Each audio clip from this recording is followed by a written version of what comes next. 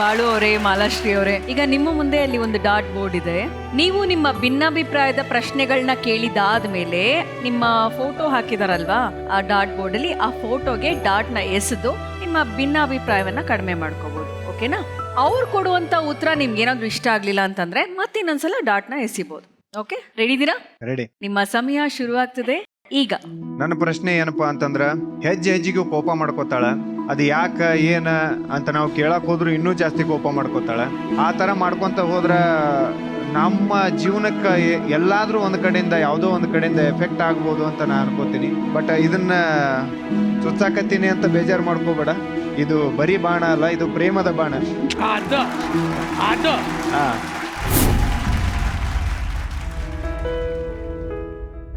ಇಲ್ಲ, ನೀನು ಕೋಪ ಮಾಡ್ಕೋತಿ ಅಂತ ಹೇಳಿದಲ್ಲ, ಕೋಪ ಯಾಕೆ ಮಾಡ್ಕೋತೀನಿ ಅಂದ್ರೆ ಕೋಪ ಬರೋ ಥರ ನೀವು ಮಾಡ್ತೀರಿ. ಯಾಕಂದ್ರೆ ನಾನು ಏನಾದರೂ ನಾನು ಆಸೆ ಪಟ್ಟಿದ್ದು ಹೇಳಿರ್ತೀನಿ, ಅದಕ್ಕೆ ಜಲ್ದಿ ರೆಸ್ಪಾನ್ಸ್ ಮಾಡಂಗಿಲ್ಲ. ಇಲ್ಲಾರ ಹೊರಗೆ ಕರ್ಕೊಂಡು ಹೋಗೋದು ಹೇಳಿರ್ತೀನಿ, ಅದಕ್ಕೆ ಜಲ್ದಿ ಇಲ್ಲ ಕೆಲಸ ಐತಿ ಆಮ್ಯಾಗ ಬರ್ತೀನಿ ಅಂತ ಹೇಳ್ತಾರೆ, ಅದಕ್ಕೆ ಸ್ವಲ್ಪ ಕೋಪ ಬರ್ತೀನಿ.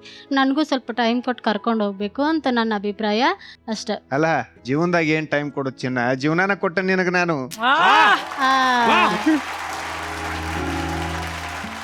ಅಲ್ಲ, ನಾನೇನು ಜೀವನ ಕೊಟ್ಟಿಲ್ಲ, ನಾನು ಜೀವನ ನೀ ಜೀವನ ಅಲ್ಲ, ನನ್ನ ಜೀವನ ಇನ್ನೊಂದು ಜೀವ ಆಗಿ ಕೊಟ್ಟಿ ನೀನು. ಅಂತ ದೇವತೆ ನೀನು. Thank you. ಸಾರಿ, ಹಿಂಗೆ ಕೋಪ ಮಾಡ್ಕೊಳ್ಳಲ್ಲ. ಯಾಕಂದ್ರೆ ನೀವು ನನಗೆ ಹೇಳಿದಾಗ ನಂಗೆ ಕರೆಕ್ಟಾಗಿ ಸ್ಪಂದಿಸ್ಬೇಕು, ಅಂದ್ರೆ ನಾನು ಕೋಪ ಮಾಡ್ಕೊಳ್ಳಲ್ಲ. Okay, thank you. ಬೆಣ್ಣೆ ಮಾತುಗಳಿಗೆ ಮರಳಾದ್ರ ಇಲ್ವಾ?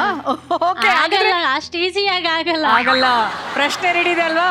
ಓಕೆ, ನೀವು ಪ್ರೀತಿ ಮಾಡ್ತೀರ. ಓಕೆ, ಕೋಪ ಬಂದಾಗ ತುಂಬಾ ಮನಸ್ಸಿಗೆ ಹತ್ತೋ ತರ ಬೈತೀರಿ. ಆಕ್ಚುಲಿ ಅವ್ರ ಉತ್ತರ ನೀವು ಕೊಡೋದಕ್ಕಿಂತ ಮುಂಚೆ ನೀವು ಡಾಟೆ ಎಸಿಲಿಲ್ಲ. ಇಲ್ಲ, ಆಕಿಗೆ ನನಗೆ ಚುಚ್ಚೋದಂದ್ರೆ ಇಷ್ಟ ಇಷ್ಟ ಇಲ್ಲ. ಇಲ್ವಾ? ಸೈಡಲ್ಲಿ ಚುಚ್ಬಿಡಿ. ನೋಡ್ರಿ, ಅದ್ರಾಗೂ ನಾನು ಹೇಳ್ತೇಟ ಶಾನೆ, ಆ ಯೆಲ್ಲೋ ಕಲರ್ ನನಗೆ ಇಷ್ಟ ಅಂತೇಳಿ ಅದನ್ನ ಹೋಯ್ತು ಹುಚ್ಚಾಳ. ಥ್ಯಾಂಕ್ ಯು ಚಿನ್ನ.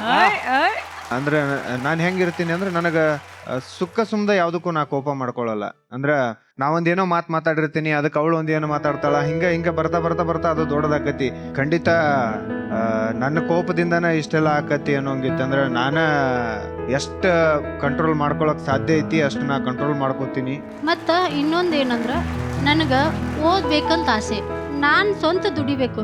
ನೀನು ದುಡಿದು ನಾನು ಚೆನ್ನಾಗಿ ಸಾಕ್ತಿದೀಯ, ಅದು ನನ್ನ ಖುಷಿ. ನಾನು ದುಡಿಬೇಕು, ನಾನು ಏನಾದರೂ ಒಂದು ಜಾಬರೇ ಹಿಡಿಬೇಕು, ಅಥವಾ ಏನಾದ್ರು ನಾನು ಒಂದು ಕೆಲಸ ಮಾಡಬೇಕು. ತುಂಬ ಅಂದ್ರೆ ತುಂಬ ಕಾಡ್ತೈತಿ ನಂಗೆ. ನೀನು ಮುಂದೆ ಹೇಳಕ್ಕೆ ಹೋಗ್ತಿಲ್ಲ.